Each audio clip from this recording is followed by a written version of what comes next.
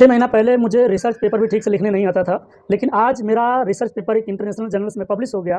किसी भी remote area, गाँव से या खेती-बाड़ी से निकले हुए लड़के के लिए इससे बड़ा अचीवमेंट और क्या हो सकता है? हम लोगों के लिए तो यही सबसे बड़ा अचीवमेंट है, यूनिवर्सिटियों तक पहुँचना, पीएचडी में एडमिशन लेना। ऊपर से अगर हम लोगों का रिसर्च पेपर इंटरनेशनल जर्नल्स में पब्लिश हो जाए। गौतम, ये ऑथर लिखा है गौतम। यह सिर्फ एक रिसर्च पेपर और सर्टिफिकेट नहीं है, बल्कि उन सभी लोगों के लिए एक रास्ता खुल गया जो मेरे यूट्यूब चैनल पे जुड़े हुए हैं, मुझ पे विश्वास करते हैं। मैं आपको सिखाऊंगा रिसर्च पेपर कैसे लिखा जाता है, कहाँ पब्लिश करवाना है, प्लेगरिज्म कैसे चेक करवाना है, कितना खर्च आता है, कितनी बार करेक्शन होता है, कैसे लिखा जाता है, कैसे मेल करेंगे, कैसे रिसीव करेंगे और कैसे इंटरनेशनल जर्नल्स में अपने रिसर्च को पब्लिश करवाएंगे।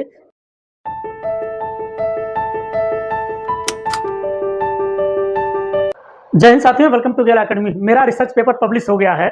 रिसर्च पेपर कैसे लिखा जाता है, आओ मैं आपको रिसर्च पेपर लिखना सिखाता हूँ। इस पर अगर वीडियो देखना चाहेंगे तो तमाम लोगों ने बहुत ढेर सारा वीडियो बना रखा है, लेकिन आज मैं जो आपको सिखाऊंगा, मेरी अपनी जो यात्रा है, 6 महीने पहले की यात्रा, रिसर्च पेपर लिखने से लिख के इंटरनेशनल जर्नल्स में पब्लिश कराने तक की यात्रा, वो पूरी की पूरी यात्रा हवाई यात्रा नहीं है बल्कि पैदल यात्रा है। मैंने खुद सब कुछ किया और इसी वजह से मैं कई बार इरिटेट हो गया, कई बार परेशान भी हुआ, लेकिन मैंने सोचा कि अगर आज मैं रुक गया, अगर आज मैं ये सीख नहीं पाया, अगर आज मैं ये करूँगा नहीं, तो मुझ पे विश्वास करने वाले बच्चे और मेरा ये वीडियो देखने वाले बच्चे और जो बच्चे ये सोचते हैं कोई मेरा अपना हो, मुझे अपनी भाषा में बताए, अपनी भाषा में समझाए, ताकि मैं समझ जाऊँ, ताकि मुझे वो सारी दिक्कतें ना आनी पड़े। इसलिए मैंने वो सारी दिक्कतें झेली, ताकि मैं आपको आज सही वीडियो बना के दिखा पाऊँ, बता पाऊँ और सही गाइड कर पाऊँ। यकीन मानिए, आप लोगों के लिए रास्ता खुल गया। मैं जान गया मतलब आप जान गए। मैं अभी आपको सिखाऊँगा, जो कुछ इसमें बच जाएगा ना, वो बाद में धीरे-धीरे करके मैं आपको सब कुछ सिखा दूँगा। आपके लिए रास्ता खुल गया, आप सही वीडियो पे आ गए हो। तो वीडियो को लाइक करिए, चैनल को सब्सक्राइब करिए। याद रखिए, ये इंडिया का ट्रस्टेड पीएचडी गाइडेंस और रिसर्च चैनल है। आज आपके पेशेंस की परीक्षा है, एग्ज़ाम है। वीडियो थोड़ा लंबा होगा और वैसे भी पीएचडी पेशेंस वाले बच्चों का काम है। आज के इस शॉर्ट वीडियो के दौर में लॉन्ग वीडियो देखना, 10 मिनट का वीडियो देखना, 20 मिनट का वीडियो देखना, वो भी कौन सा वीडियो? एजुकेशनल वीडियो देखना भी एक टास्क है। वैसे भी हम पीएचडी वाले 4 साल 5 साल लगे ही रहते हैं रिसर्च करने में, शोध करने में। हम लोगों से बड़ा पेशेंस किसके पास है? कौन सी ऐसी डिग्री है, कौन सा ऐसा कोर्स है जो 5 सालों तक चलता है? कोई नहीं है। हम ही लोग हैं जो झेलते हैं। तो आज का इस वीडियो पूरा देखिएगा, लास्ट तक देखिएगा। यकीन मानिए, आधा छोड़ के बीच में मत जाना। देखना होगा तो पूरा देखना, नहीं देखना होगा तो बंद कर देना। जब मौका पाना, रात में ईयरफोन लगा के सोते हुए, खेत खताड़ी, ताल तलैया, यार दोस्त, सखी सहेली, कहीं देख लेना, लेकिन जब देखना शुरू से लेके आखिरी तक देखना। आपको कसम है, अगर आप रिसर्च क्षेत्र में आना चाहते हैं, अगर पीएचडी करना चाहते हैं, इतना तो मान लो यार, मेरा कहा, इतना तो मैं आपको बताना चाहता हूँ। ठीक? तो चलिए वीडियो की रूपरेखा को समझ लेते हैं। आज की इस वीडियो में हम लोग बातचीत करेंगे रिसर्च पेपर कैसे लिखा जाता है, कैसे पब्लिश कराया जाता है, उन सारी बिंदुओं पे हम लोग चर्चा करेंगे। मेरा अपना रिसर्च पेपर किस इंटरनेशनल जर्नल्स में पब्लिश हुआ, उसका टॉपिक क्या है, कितना टाइम लगा, करेक्शन कितना हुआ, मैं कितना परेशान हुआ, कितने पैसे खर्च किया, सब कुछ आज पूरा निचोड़ आपको बता दूंगा। वीडियो की रूपरेखा समझिए। शोध पत्र, रिसर्च पेपर क्या होता है, कैसे लिखा जाता है, किसे कहते हैं, कितने प्रकार का होता है, बातचीत करेंगे। कौन पब्लिश करवा सकता है, कौन-कौन से लोग पब्लिश करवा सकते हैं? क्या सिर्फ पीएचडी वाले ही पब्लिश करवा सकते हैं, जेआरएफ वाले, या असिस्टेंट प्रोफेसर वाले, या कोई और भी पब्लिश करवा सकता है? इसका इंपॉर्टेंस क्या, इसका महत्व क्या है? शुरू कैसे करें, मतलब लिखना शुरू कैसे करें, सोचें कैसे कि लिखा कैसे जाता है, टॉपिक चयन कैसे करें? सबसे बड़ी समस्या तो यही है कि सर सब कुछ तो समझ में आता है, लेकिन क्या टॉपिक लिखें, कैसे लिखें, क्या सोचें, कौन सा समस्या लें, ताकि टॉपिक हमारा चयन हो जाए, स्टेटमेंट ऑफ प्रॉब्लम हमको मिल जाए। लिटरेचर रिव्यू हमको कैसे करना है, डाटा कलेक्शन कैसे करना है, प्लेगरिज्म बहुत इंपॉर्टेंट चीज़ हो जाती है, यानी कि साहित्यिक चोरी। बहुत लोग ऐसा करते हैं, कहीं वहाँ से उठा लिए। बहुत पहले की पीएचडी ऐसे ही चलती थी, फर्स्ट पेज बदल देते थे, सर्टिफिकेट बदल देते थे, इंडेक्स बदल देते, ऊपर कुछ और पेज लगा के बाद में पीएचडी भी सबमिट हो जाती थी। लेकिन आज के दौर में ऐसा कुछ नहीं है। आज के दौर में सब कुछ ऑनलाइन हो गया है। अगर आप थोड़ा सा आधा भी पन्ना कहीं से इधर उधर उठाएंगे ना, तो ऑनलाइन शो करने लगेगा। बहुत सारे लोगों पर प्लेगरिज्म का, साहित्यिक चोरी का आरोप भी लगा है। आप पे ना लगे, शिक्षा के क्षेत्र में आ रहे हो, बचना है। कितना खर्च आएगा, सबसे जरूरी चीज, सर सब कुछ तो ठीक लग रहा है, पैसा बता दीजिए कितना पैसा खर्च होता है। स्टूडेंट कौन सी गलतियां करते हैं रिसर्च पेपर को लिखने में, रिसर्च पेपर को पब्लिश करवाने में, उन सारे बिंदुओं पे बातचीत करेंगे। और इसके अतिरिक्त बहुत सारी ऐसी बातें हैं जो इसमें छूट भी जाएंगी। मैं धीरे धीरे करके वो सब कुछ बता दूंगा। इसलिए वीडियो को लाइक करना, चैनल को सब्सक्राइब करके रखना, टेलीग्राम चैनल और व्हाट्सएप चैनल को ज्वाइन करके रखना। डिस्क्रिप्शन बॉक्स में व्हाट्सएप नंबर होगा, कहीं कोई दिक्कत आएगी संपर्क करना। ठीक, तो चलिए मैं पहले बात कर लेता हूँ। मेरा जो रिसर्च पेपर पब्लिश हुआ है, वो रिसर्च पेपर देखिए, पीयर रिव्यू, यही है सबसे जरूरी चीज।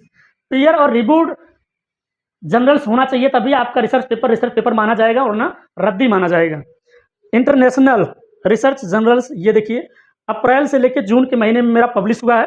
ये विद्यावर्त है, ये इंटरनेशनल जर्नल्स है जो महाराष्ट्र से छपती है। अब इसमें मैं दिखा देता हूँ मेरा नाम।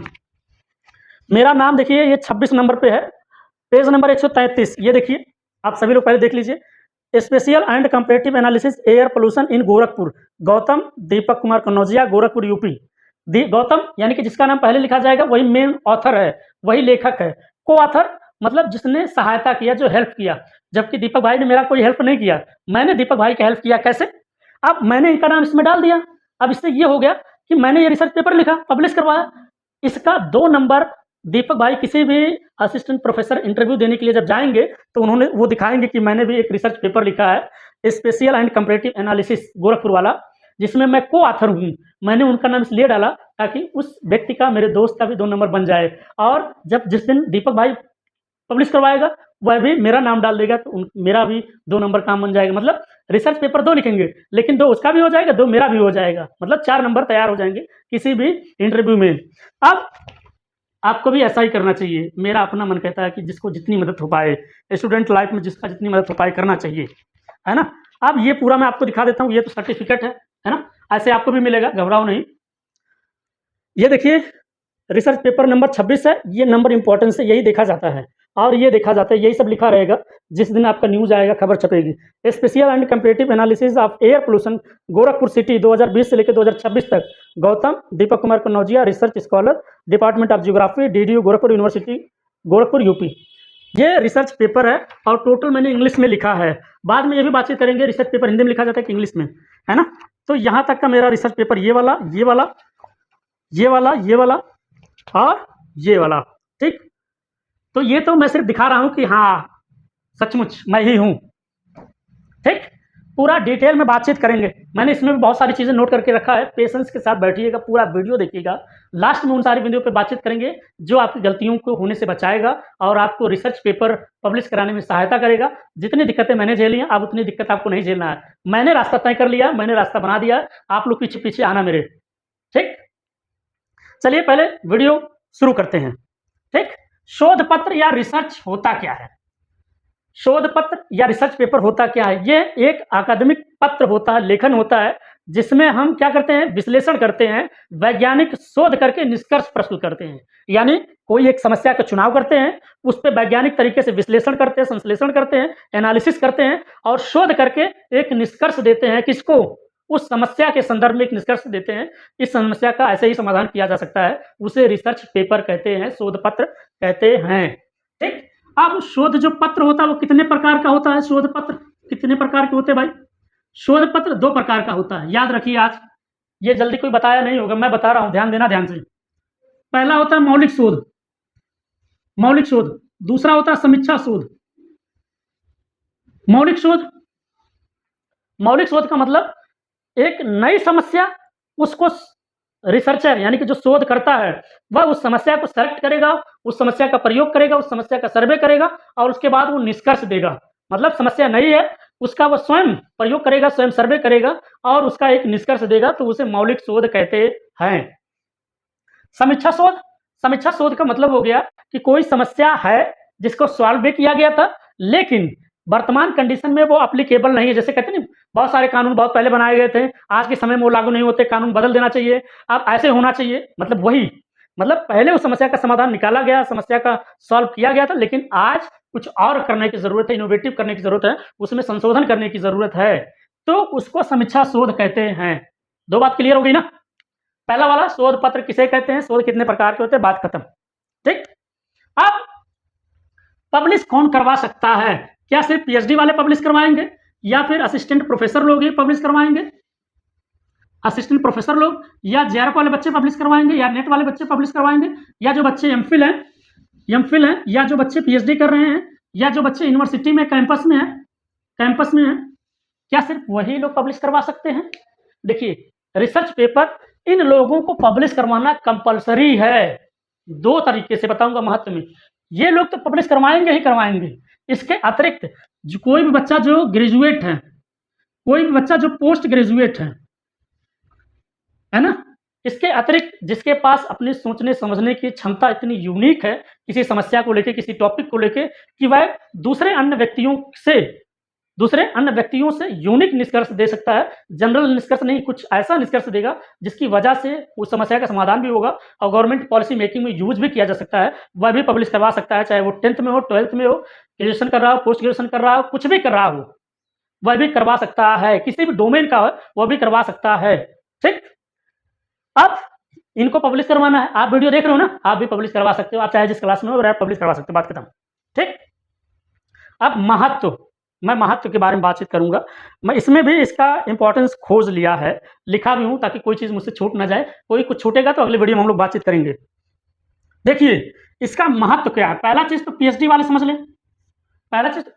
लें। आपकी पूरी पीएचडी कंप्लीट होने से पहले आपको 2 रिसर्च पेपर पब्लिश करवाना अनिवार्य है। मतलब आप पीएचडी कर रहे हो, आपको 2 रिसर्च पेपर पब्लिश करवाना है, तभी आपकी पीएचडी कंप्लीट होगी, तभी आप पीएचडी का अवार्ड पाओगे, तभी आपके नाम के आगे डॉक्टर लगेगा। अगर आपने 2 रिसर्च पेपर पब्लिश नहीं करवाया, तो आपको कोई भी पीएचडी अवार्ड नहीं मिलने वाला है और बाद में आपकी पीएचडी रिजेक्ट हो जाएगी। इसलिए जो पीएचडी वाले छात्र हैं, जो पीएचडी करना चाहते हैं, जो पीएचडी कर रहे हैं, जो इसमें आना चाहते हैं, उनको रिसर्च पेपर अभी से लिखना शुरू कर देना चाहिए। है ना? बात ये समझ आ गई? अब इसका महत्व क्या है मैंने पीएचडी वालों को बता दिया। मतलब सिर्फ पीएचडी कंप्लीट करने के लिए चाहिए। इसके अतिरिक्त आप जब आपका एपीआई स्कोर बनेगा, एकेडमिक परफॉर्मेंस इंडेक्स बनेगा, उसमें आपका जितना रिसर्च पेपर रहेगा उतने ही ज़्यादा चांसेस होंगे कि आपका सिलेक्शन हो जाए। बिहार में पहले असिस्टेंट प्रोफेसर की जो भर्ती आती थी, वह सिर्फ इंटरव्यू और एपीआई स्कोर के आधार पर ही भर्तियां हो जाती थी। ये पहली बार है जो अभी हल्ला हो रहा है, वैकेंसी आएगी, लेकिन अभी तक आया नहीं है। इसमें लिखित होगा। इससे पहले जितनी वैकेंसी आती थी, उसमें जो लोग पीएचडी किए रहते हैं, जो लोग नेट जेआरएफ पास रहते थे, जिसका जितना ज़्यादा रिसर्च पेपर पब्लिश रहता था, उनका सिलेक्शन वैसे ही हो जाता था। एक रिसर्च पेपर का 2 नंबर मिलता है, एक रिसर्च पेपर का 2 नंबर मिलता है। मतलब 10 रिसर्च पेपर तो 10 नंबर। इंटरव्यू में इसका बेनिफिट बहुत मिलता है। इसके अतिरिक्त जो व्यक्ति असिस्टेंट प्रोफेसर है, उसको एसोसिएट प्रोफेसर बनने के लिए, उसको प्रोफेसर बनने के लिए रिसर्च पेपर पब्लिश करवाना बहुत ज़रूरी है, क्योंकि ये लोग बहुत हेल्प करते हैं। रिसर्च पेपर लिखना, पब्लिश करवाना, ये तो आपके डिपार्टमेंट के अकॉर्डिंग ग्रोथ तो होगा ही होगा।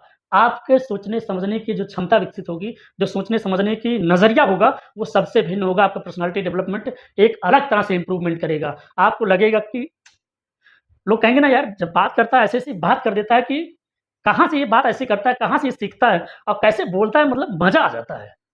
ऐसे आप लोगों के भी साथ होता होगा। तो बात समझ पाए ये वाला? एपीआई स्कोर जब भी आप असिस्टेंट प्रोफेसर का इंटरव्यू देंगे, कहीं पर भी देंगे, अगर आपने रिसर्च पेपर बहुत ज़्यादा पब्लिश करा रखा है, तो हर एक रिसर्च पेपर का जो लिमिट होगा कि 5 ही रिसर्च पेपर लेंगे, 10 ही रिसर्च पेपर लेंगे, उसका 2 नंबर प्रति रिसर्च पेपर 2 नंबर मिलता है। ठीक? शुरू कैसे करें? अगर आप पीएचडी कर रहे हैं या पीएचडी में आना चाहते हैं, या फिर आप नेट जेआरएफ की तैयारी कर रहे हैं, तो आपको आज से और अभी से तैयारी कर देनी चाहिए। क्यों? क्योंकि अल्टीमेट गोल तो हम लोगों का प्रोफेसर बनना ही है ना यार। उस प्रोफेसर बनने की जर्नी में, मतलब यहाँ से लेके प्रोफेसर बनने तक की, इसके बीच में रिसर्च पेपर लिखना, पब्लिश करवाना, उसका इंटरव्यू देना, उसमें नंबर अर्जित करना, ये सब तो हमारा काम है ना यार। अगर ड्रीम है प्रोफेसर बनने का, तो उस सपने को फुलफिल करने के लिए जितना भी काम करना पड़ेगा, हम लोग करेंगे। हम लोग पीएचडी वाले, हम लोग पेशेंस वाले, हम लोग धैर्य वाले, वो सारा काम करते हुए चलेंगे। याद रखना। ठीक? देखो भाई, पसीना चू रहा है, नीचे पूरा बदन भीग गया है, लेकिन पूरा वीडियो बनाए मैं हटूंगा नहीं, चाहे पसीना तरबतर हो जाए, खोपड़ी से लेके झोपड़ी तक के चाहे चू जाए, लेकिन पूरा वीडियो बना के पूरा समझा के तभी हटूंगा। आप लोगों को भी कसम है, पूरा देख के हटना। वीडियो को लाइक करो, चैनल को सब्सक्राइब करो। ठीक? बात समझ गए ना? अब टॉपिक चयन कैसे करें? सबसे बड़ी समस्या यही है, स्टेटमेंट ऑफ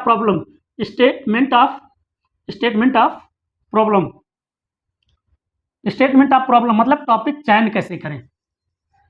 टॉपिक चयन तो बड़े आराम से हो जाएगा। टॉपिक चयन करना कोई बड़ी बात नहीं है। बड़ी बात यह है कि रिसर्च पेपर होता क्या है, अगर वो बात आपको समझ में आ जाए। कहते नहीं यार सब कुछ ठीक लग रहा है, एक एग्जाम्पल दे दो, एक डेमो दे दो, डेमो दिखाओ, डेमो दे दो, मैं समझ जाऊंगा ऐसे ही करना है। तो डेमो के लिए क्या करना होगा? आपको डेमो के लिए लिटरेचर रिव्यू करना होगा। लिटरेचर रिव्यू, जैसे मेरा जो रिसर्च पेपर है, जैसे ये जो मेरा रिसर्च पेपर पब्लिश होके आया है, इस रिसर्च पेपर को जब मेरे पूरा पढ़ोगे, अच्छा ये हेडिंग है, अच्छा ये हेडिंग है, अच्छा इसमें यही लिखना रहता है, अच्छा इसको ऐसे-ऐसे लिखना रहता है। अरे बाप रे बाप! ये भी लिखना रहता है, तो मैं तो सोचा ही नहीं था। जब आपको एक डेमो मिल जाएगा, एक चीज़ आप देख लेंगे, वो चीज़ आपको डेमो कहाँ से मिलेगा? आप जब लिटरेचर रिव्यू करेंगे, तब आपको वो डेमो मिलना शुरू हो जाएगा। तब आपको क्या मिलना शुरू हो जाएगा? डेमो मिलना शुरू हो जाएगा। अब डेमो जब मिलना शुरू हो जाएगा, तो मैं आपको बताता हूँ कैसे करना है। डेमो मिलना शुरू हो जाएगा, तो आपको मैं बताता हूँ, ठीक? अब इसमें मैं और सारी चीज़ें बता देता हूँ। लिटरेचर रिव्यू जो आपको करना है, उसको मैंने लिख रखा है इसमें। वही सोच रहा हूँ कहाँ से दिखाऊँ आपको। लिटरेचर रिव्यू आप कहाँ से करेंगे? ध्यान से सुनना। इसको गूगल करके देख भी लेना आप लोग, ठीक? ध्यान से सुनना, ध्यान से। पहला है गूगल स्कॉलर। गूगल, अरे यार थोड़ा अच्छे से लिखो। Google, Google scholar. Google scholar से आप करेंगे रिसर्च गेट, रिसर्च गेट से करेंगे शोध, शोध गंगा।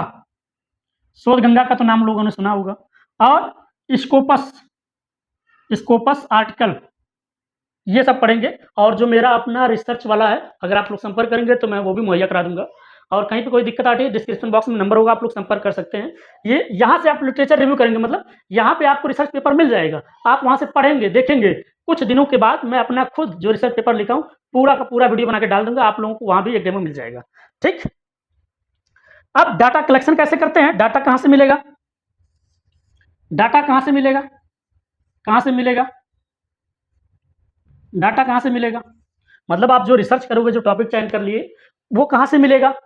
वो आपको मिलेगा, इस पे निर्भर करता है, मौलिक शोध कर रहे हैं कि समीक्षा शोध कर रहे हैं, इस पे निर्भर करता है। आप नया शोध कर रहे हो कि कोई समस्या है जिसपे शोध हो चुका है, लेकिन उसमें आपने कमी ढूँढ लिया है, उस कमी को दूर करने के लिए आप काम कर रहे हैं।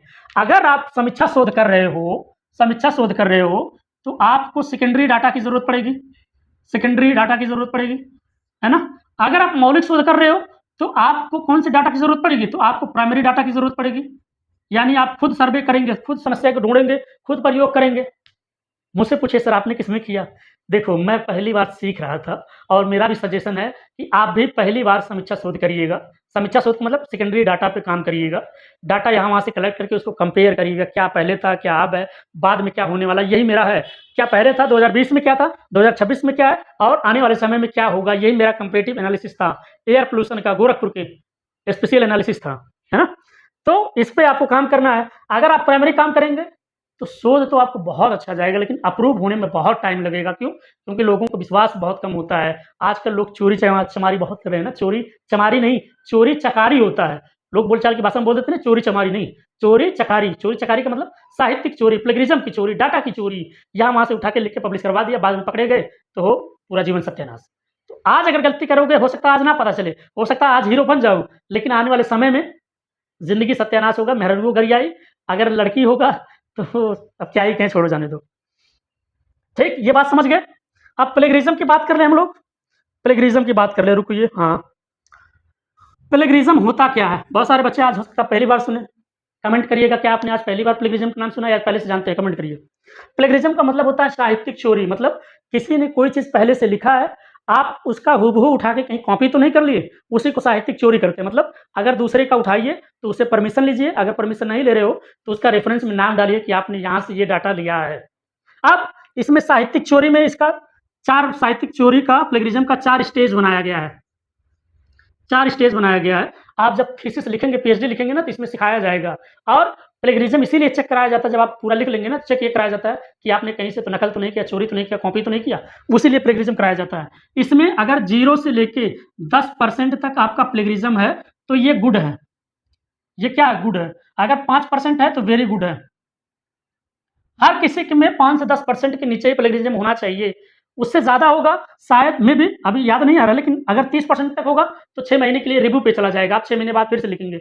अगर 60 से ऊपर हो गया तो आपकी पूरी की पूरी पीएचडी रद्द हो जाएगी। ये बात मैं सही बोल रहा हूँ कि नहीं? लेकिन मैं इसको चेक करके कमेंट पिन कर दूँगा, ठीक? बस याद दिला देना। लेकिन ये वाला मैं आपको कहूँगा, ये 100% मैं सत्य बोल रहा हूँ। 0 से लेके 10% के बीच में अगर प्लेगरिज़्म आपका है, तो मतलब कोई साहित्यिक चोरी नहीं, आपने अपनी मेहनत से अपना वर्क बहुत अच्छे से किया है। ठीक? ये इसलिए किया जाता है ताकि किसी की साहित्य की, किसी की मेहनत का कोई चोरी ना कर सके। किसी की मेहनत का चोरी ना कर सकते, अगर मान लीजिए करता भी है, तो उसका नाम द होना चाहिए, उसका क्रेडिट होना चाहिए। है ना? जैसे लोग वीडियो क्लिप उठाते हैं ना, तो ऊपर नीचे ज़रूर लिखा रहता है, यहाँ से लिया, यहाँ से लिया, या नीचे लिख देंगे क्रेडिट बाय इनको। समझ पा रहे हो कि नहीं? अब कितना खर्च आएगा, सबसे ज़रूरी चीज़ यही है। सबसे ज़रूरी चीज़ यही है कि सर समझा तो रहे हो। अभी मैं ये सिर्फ़ फाउंडेशन चीज़ बता रहा हूँ, लिखा कैसे जाएगा, कैसे शुरू करेंगे, इसके लिए मैं वीडियो और लेके आऊँगा। अगर आप लोगों ने इस पे 1000 से ज़्यादा लाइक कर दिया और 1000 से ज़्यादा कमेंट कर दिया, तो मैं अगले 2 दिनों में ले आऊँगा रिसर्च कैसे लिखेंगे, कोई भी सब्जेक्ट हो, कोई भी डोमेन हो, कोई भी टॉपिक हो, मैं आपको पूरा 100% सिखा दूँगा कैसे लिखा जाएगा। 1000 लाइक, 1000 कमेंट आप पूरा करिए, ये टास्क मैं आपको दे रहा हूँ, खुद को भी दे रहा हूँ, जल्दी से जल्दी करने के लिए। देखिए, सबसे ज़रूरी चीज़ होता है खर्चवा। ए भैया खर्चवा कितना होई? एक तो वैसो हम लोग नेट हई, जेआरएफ वालन के तो मान लो पैसा मिले तो बड़ मनई बेटवा बिटिया, उनको तो पैसा मिल जाएगा। हम जो मिडिल क्लास गाँव के बच्चे हैं, खुद से ही गुरुजी स्कूल करना है, कहीं प्राइवेट पढ़ा रहे हैं, कहीं कोचिंग पढ़ा रहे हैं, कहीं मेहनत कर रहे हैं, कहीं दिहाड़ी कर रहे हैं। जो कुछ करना है खुद ही करना है। देखिए, सबके लिए टास्क है, चाहे मम्मी-पापा दे रहे हों, तब भी उन बच्चों के लिए भी टास्क है कि रिस्पॉन्सिबिलिटी के साथ काम करें। जिनको जेआरएफ वाला पैसा मिल रहा है, उनके अपने खर्चे बढ़ गए हैं यार, ये अलग से उनको खर्चा लगेगा। उनके लिए भी एक टास्क है, तो खर्चा कहाँ आता है? खर्चा पहला चीज़ तो आएगा आपकी टाइपिंग में। आपका टाइपिंग में आएगा खर्चा, फिर आपके फॉर्मेटिंग में खर्चा आएगा, आपके फॉर्मेटिंग में खर्चा आएगा। जब आप प्लेगरिज़्म की चेकिंग कराएँगे, प्लेगरिज़्म, आप जब प्लेगरिज़्म की चेकिंग कराएँगे, साहित्य चोरी, ये सब लोग चेक नहीं कर पाते, सब लोग चेक भी नहीं करवा पाते, इसका अलग से पैसा लगता है। और पब्लिकेशन की जो फीस लगती है, पब्लिकेशन फीस, ऐसा नहीं कि आपने बहुत अच्छा लिखा, किसी को भेज दिया, छप जाएगा, नहीं। हर जगह पैसा लगता है, बिना पैसा काम ना होत, है ना? सर्टिफ़िकेट का पैसा भी लगता है,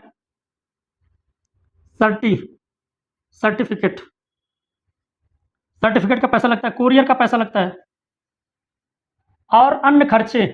अन्य खर्चे का मतलब आपका भाग-दौड़, कॉपी, कलम, किताब इधर-उधर, गुरुजी से मिलना, करेक्शन करवाना, बार-बार ले जाके दिखाना, इन सब में भी खर्चा आता है। ये सब मैं और बताऊँगा अलग से जब वीडियो बनाऊँगा, करेक्शन वाला वीडियो कि कैसे-कैसे करेक्शन हुआ था, मेरा अपना क्या हुआ था। अभी मैं आपको सिर्फ़ फाउंडेशन बता रहा हूँ, एक बेसिक चीज़ बता रहा हूँ, फिर एडवांस वाली चीज़ें बताऊँगा। अब सबसे बड़ी चीज़, स्टूडेंट गलतियाँ क्या करते हैं? यही सबसे बड़ी चीज़ है, जिन बच्चों ने यह चीज़ बढ़िया से जान लिया कि हमारी अपनी खुद की गलती क्या है, वो बच्चे पीएचडी में सफल हो जाएँगे। रिसर्च प्रपोज़ल नहीं, रिसर्च पेपर लिखने में, पब्लिश करवाने में, प्लेगरिज़्म चेक करवाने में, सारी चीज़ों में सफल हो जाएँगे, अगर आपने इन बिंदुओं को ध्यान से सुन लिया या समझ लिया। देखिए, मेरे वीडियो की क्वालिटी खराब हो सकती है, मेरा बैकग्राउंड खराब हो सकता है, लेकिन मेरा कंटेंट में आपको 1% अगर कमी आ जाए, तो आप वीडियो छोड़ के चले जाना। ज़िंदगी में कभी मेरा वीडियो मत देखना सर, आप झूठ बोलते हो, आप गलत पढ़ाते हो, आप सही बताते नहीं हो। अगर आपको लगता है कि मैं सही बताता हूँ, आपके दिल की बात बताता हूँ, ऐसा लगता है कि आपका सखा, दोस्त, मित्र, यार हूँ, आपके आस-पास बैठा हुआ हूँ, ऐसे ही बताता हूँ, तो वीडियो को लाइक करिए, चैनल को सब्सक्राइब करिए, कमेंट करिए, मेरा अपना ओपिनियन क्या है, मेरे प्रति आपका अपना ओपिनियन क्या है। अब गलती सुन लो, आपकी अपनी गलती, तुम्हारा गलती, तुम्हीं को कह रहे हैं। पहला गलती, कॉपी पेस्ट, कॉपी पेस्ट, कहीं से उठाया, कहीं से कॉपी पेस्ट कर दिया, इधर से, उधर से, कॉपी से, किताब से, तमाम जगह से। सोचते हैं थोड़ा-सा यहाँ से ले लें, थोड़ा-सा वहाँ, थोड़ा-थोड़ा, 100 जगह से ले लेंगे, कौन जान पाएगा आज के ज़माने में। ज़िंदगी में ये गलती कभी मत करना, थोड़ा-थोड़ा इधर-उधर से लेने की। अगर लेना भी है तो रेफ़रेंस में उसका नाम, उसका क्रेडिट ज़रूर देना। कॉपी पेस्ट वाला कभी ज़िंदगी में सोचना ही मत। कोई चीज़ अगर पढ़ना, समझना तो उसको अपनी भाषा, अपनी लैंग्वेज में लिखने का कोशिश करना, नए नज़रिए से, नए फ़ॉर्मेट में, वैज्ञानिक दृष्टिकोण से, तभी आप एक रिसर्चर कहलाओगे। Fake journal, fake journal. आपने क्या किया? बढ़िया मेहनत किया, खूब मेहनत किया, पैसा लगाया, समय लगाया, टाइम लगाया, गुरुजी की 4 बातें सुनी, तमाम करेक्शन भी करवाया और उसके बाद आपने जो रिसर्च पेपर पब्लिश होने के लिए भेजा, वो आपने पीयर रिव्यूड चैनल में नहीं भेजा बल्कि ऐसे ही चैनल में भेज दिया, तो वो तो पब्लिश होके आ जाएगा, आपको मिल भी जाएगा और आपको तब तक नहीं पता चलेगा कि वो असली है कि नकली। जिस दिन आपका असिस्टेंट प्रोफेसर का इंटरव्यू रहेगा, जब उसमें आपसे पूछा जाएगा, आपका रिसर्च पेपर किस जर्नल्स में पब्लिश हुआ है, जब आप उसको बताओगे ना, तब कहेंगे वाह! फेक जर्नल है। आपकी रिपुटेशन वहीं गिर जाएगी, आपको 2 नंबर पीछे हो जाएँगे और आपको इसलिए निकाल दिया जाएगा कि आपको पता ही नहीं है, आ गए हो असिस्टेंट प्रोफ़ेसर बनने, रिसर्चर बनने और यही नहीं पता है कि फेक जर्नल है कि असली जर्नल है, पता नहीं क्या शोध किए हो। थीसिस वैसे लिखो, किसी से लिखवाए हो, छपा-वपा के भेज दिए। ऐसा-ऐसा बात बोलेंगे, मना करेगा कि या तो उन्हीं को मार दें या तो खुद का मार के भाग जाएँ। ठीक? रेफ़रेंसेस नहीं देना। रेफ़रेंसेस नहीं देना। रेफ़रेंसेस का मतलब आपने क्या चीज़ कहाँ से पढ़ा, क्या चीज़ कहाँ से लिया, हर किसी का आपने रेफ़रेंस नहीं दिया। 1-2 लोगों का रेफ़रेंस दे दिया, बाकी कहा अरे ऐसे मैंने लिखा। अरे मैंने लिखा सर, मैंने सचमुच अपने मन से लिखा है। लेकिन लास्ट में पकड़े जाओगे तो फिर वही बेइज़्ज़ती वाली बात। वैसे भी हम लोग बेइज़्ज़ती करवाने में काफ़ी माहिर हैं। और अगली गलती क्या? टॉपिक बदलते रहना, टॉपिक बदलना। किसी के कह देने से, किसी के समझा देने से, किसी के बता देने से, हमने क्या किया, हमारे मन में एक जो ठोस विचारधारा बना था, नहीं मुझे इसी पीएचडी करना है, इसी में करूँगी, मुझे बहुत अच्छा आता है। पता लगा गौतम सर आए, समझा दिए, टॉपिक ही बदल गए। कोई वाऊ आया, समझा दिया, टॉपिक ही बदल दिया। गुरुजी आए, टॉपिक ही बदल दिया। ऐसा कभी नहीं करना है, चाहे मैं रहूँ, कोई और रहे। आपकी आत्मा जिसको कहती है, नहीं ये मेरा दिल कहता है, मुझे इसको करना है, उसी को करना। राय सबसे लेना, करना वही जो आपका मन करता है। बतिया मने वाले मत करना है, डूब ही जाओगे। ठीक? और अगली चीज़, गाइड से सलाह ना लेना, गाइड से सलाह ना लेना। गाइड का मतलब जो आपका सुपरवाइज़र है, जिसके अंडर आप पीएचडी कर रहे हैं, उनसे सलाह ना लेना, या मेरे माध्यम से आप गाइड ले रहे हो और आपको किसी बात का, मेरी बात का बुरा लग गया, अरे छोड़ो गौतम सर से कौन पूछेंगे, मैं खुद लिखूँगा। दूसरे एक वीडियो उठा के देखना शुरू कर दिए, ये देखना शुरू कर दिए, गूगल करना शुरू कर दिए, चैट जीपीटी शुरू कर दिए, जेमिनी शुरू कर दिए। इससे ये होगा, आप जितनी चीज़ें देखोगे, जितनी चीज़ों के बारे में आ जाओगे, आप उतना कन्फ्यूज़ रहोगे और उतनी चीज़ें गलत करोगे, इतना मिस्टेक कर दोगे कि कल जब वो प्लेगरिज़्म होगा तो आप हैरान हो जाओगे, फाड़ के फेंक दोगे, कहोगे मैं पब्लिश नहीं कराऊँगा, मैं किसी को पैसा-वैसा देके पब्लिश करा लूँगा या नहीं कराऊँगा, जब कराना होगा देखा जाएगा। तो ऐसी गलती कभी मत करना, याद रखना, अपने गाइड की, अपने सुपरवाइज़र की, जिनसे राय परामर्श ले रहे हो, उनकी किसी भी बात को बुरा मत मानना। अगर जो बात बुरी लग रही है, यकीन मानिए वही बात कड़वी और सच है। आपके लिए ये बात वही ठोस है। अगर मैं आज से आपको कहूँ मेहनत करो, तो मेहनत करना, वैसे भी कितना मेहनत कर रहे हो आप ही जानो, भगवान जाने। है ना? एआई से कंटेंट बनाना, एआई, आर्टिफ़िशियल, यही तो आजकल का ज़माना है। गूगल कर लिए, चैट जीपीटी कर लिए, गूगल के एआई मोड कर लिए, व्हाट्सएप मेटा कर लिए, फेसबुक मेटा कर लिए, जेमिनी कर लिए, हमने जितने भी इंडियन एआई कर लिए। ऐसी गलती मत करना। जो प्रोफ़ेसर हैं, प्लेगरिज़्म जो चला है ना, वो इसीलिए चला है, साहित्यिक चोरी को पकड़ने के लिए। लोगों को लगता है, लोग यहाँ तक भी कह देते हैं कि ऐसा लिखना, चैट जीपीटी से कह देंगे, गूगल से कह देंगे, ऐसा लिखना ताकि पकड़ में ना आए कि गूगल से, एआई से किया गया है, चैट जीपीटी से किया गया है। यही बात चैट जीपीटी से खुद कहेंगे कि ऐसा लिखना ताकि पता ना चले चैट जीपीटी से काम हुआ है, एआई से काम हुआ है, ऐसा ही कहेंगे। और प्लेगरिज़्म को इग्नोर करना, प्लेगरिज़्म को इग्नोर करना, प्लेगरिज़्म को इग्नोर करना मतलब साहित्यिक जाँच ना करवाना। मतलब लिख लिया, कहाँ से लिखा, क्या लिखा, कोई मतलब नहीं, पब्लिश करने के लिए भेज दिया। उसका साहित्यिक चोरी का, जो प्लेगरिज़्म का है, उसका जाँच ही नहीं करवाया, कितना परसेंट आपका प्लेगरिज़्म आ रहा है, कितना नहीं आ रहा है। ये आप करवाओगे, सब कुछ बर्बाद होगा, समय, टाइम, पैसा और आपकी इज़्ज़तियों बर्बाद हुई। ठीक? और फ़ॉर्मेट, अरे भाई ये रिसर्च पेपर है, ऐसा थोड़ी है कि ऐसे लिख कर बैठल हवा, चाहे जैसे लिख के धोए दा, हम ऐसे लिखब, हमरे ऐसे आवत, हम ऐसे लिखब, ऐसा कुछ नहीं चलेगा, फ़ॉर्मेट आपको बनाना ही पड़ेगा। रिसर्च गैप, रिसर्च गैप, शोध अंतराल को खोजना बहुत ज़रूरी है। आपको कैसे पता चला कि आपको इसी पे रिसर्च पेपर लिखना है? आपको कैसे पता चला कि आप इसी पे रिसर्च पेपर लिखोगे, पब्लिश कराओगे और इसी समस्या को सॉल्व करोगे? हो सकता है पहले किसी ने किया हो तो? पहले किसी ने किया हो तो? या पहले किसी ने किया है तो उसमें क्या कमी है, उसको आपने दूर किया कि नहीं किया? बाद में पकड़े जाओगे, सब गड़बड़ होगा। और सबसे ज़रूरी चीज़, जल्दीबाज़ी। आजकल हर किसी को जल्दीबाज़ी है। गुरुजी पता नहीं क्या इतना लंबा समझा रहे हैं 20 मिनट, 30 मिनट से। अरे जल्दी समझा के खत्म करो। जल्दीबाज़ी हर किसी को जल्दी है, पीएचडी खत्म करने की, रिसर्च पेपर लिखने की, पब्लिश करवाने की, भागने की, दौड़ने की। याद रखिए, उम्र से आगे मत भागिए। जो रिसर्च के क्षेत्र में आना चाहते हैं, जो प्रोफ़ेसर बनना चाहते हैं, जो पीएचडी करना चाहते हैं, वह सभी लोग अधेड़ ही हो जाते हैं। युवा कम, चाचा, पापा, मौसी, मौसा, मामी, मामा पहले बन जाते हैं। आप भी ऐसे ही कैटेगरी में होगे और अगर इस कैटेगरी में नहीं हो, इसका मतलब आप शादी नहीं कर रहे हो। घर वाले ज़िद्दी हैं, कर लो बिटिया कर लो, बेटवा कर लो, लेकिन आप नहीं कर रहे हो। 25 क्रॉस हो गया, 30 क्रॉस हो रहा है ना? कुछ लोगों के तो बच्चे भी होंगे, कहना नहीं चाहिए, ठीक है। देखिए, किसी भी काम में जल्दीबाज़ी मत करिए, पेशेंस के साथ काम करिए। इतनी चीज़ें मैं जो समझ पाया वो आपको समझाने का प्रयास किया। इसके अतिरिक्त अभी इस पे और सारा वीडियो लेके आने वाला हूँ। ढेर सारी चीज़ें आपको सिखाऊँगा, इसलिए वीडियो को लाइक करिएगा, चैनल को सब्सक्राइब करिएगा। पूरा कपड़ा भीग गया, अभी क्या कर सकता है? कोई दिक्कत नहीं है, चेहरा से दिख रहा होगा कैसा मैं काम कर रहा हूँ। इतनी मेहनत काम कर रहा हूँ, आपके लिए कर रहा हूँ, ठीक? तो वीडियो को लाइक कर देना, चैनल को सब्सक्राइब करके रखना, टेलीग्राम चैनल, व्हाट्सएप चैनल को जॉइन करके रखना और व्हाट्सएप पे मुझे मैसेज कर देना अगर कहीं कोई दिक्कत आती है, रिसर्च पेपर लिखना चाहते हैं, लिखवाना चाहते हैं, पब्लिश करना चाहते हैं, करवाना चाहते हैं या प्लेगरिज़्म चेक करवाना चाहते हैं, लिखना सीखना चाहते हैं या आपने टॉपिक सोच लिया उस पे कैसे शुरू करें। किसी भी प्रकार का कोई दिक्कत आता है रिसर्च प्रपोज़ल के लिए तो डिस्क्रिप्शन बॉक्स में व्हाट्सएप नंबर होगा, आप संपर्क करिएगा, आपकी पूरी मदद की जाएगी, पूरा हेल्प किया जाएगा। बस ये मन में बना के रखना, कोई भी चीज़ फ्री नहीं होता। इतना मैंने जो समझाया वो इसलिए समझाया ताकि आपकी मदद हो सके, आपका एक कॉन्सेप्ट बिल्ड हो सके। मेरा रिसर्च पेपर आ गया है, बस आपका आना बाकी है और चलिए हम और आप मिलके आपका रिसर्च पेपर पब्लिश करते हैं, लिखवाते हैं और सारा काम करते हैं। चलिए मिलते हैं एक नए वीडियो में, तब तक के लिए थैंक यू सो मच। जय हिंद, जय भारत।